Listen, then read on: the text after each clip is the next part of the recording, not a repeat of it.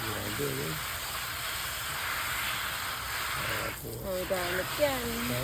Organic. Organic.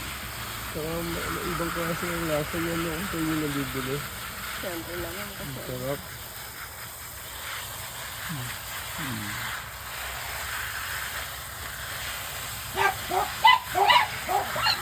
Ay! Ay, mga dumadala yan. Hindi pa sila. Ikan. Grabe, ito parang may lahing mustasa. Yan, may lahim sa saan. Yung malalaki na yun, hap-hap. Ito ano lang.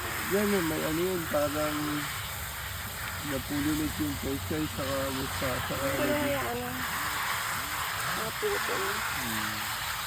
Kuhanin yung mga ibang malalaki na. Yan.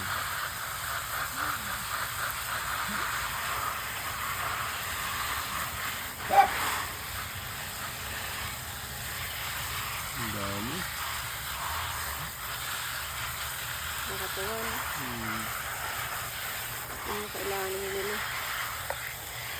Nagtanim ka naman ng kamatis? Dito. Yan, may tatanong na ako. Malalaki na yung tunlak eh.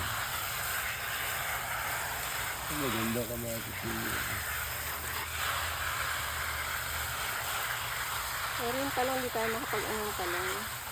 Kaya ko ng tanong kasi maraming chemical na kailangan kasi pag hindi mo bumbahan ng chemical,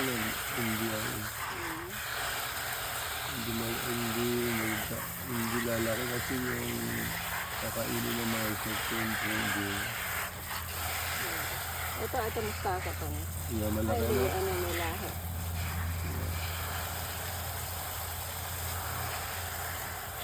Dati 10 lang yun, napansin ko sabi ko, nung pinabunga ko yun pala may lahing mustasa infection, ganun ako. Siguro na ano kasi nung biyong sa nililaklak na. Yan, na-pollinate nung mga hindi. Potato din. Mustasa.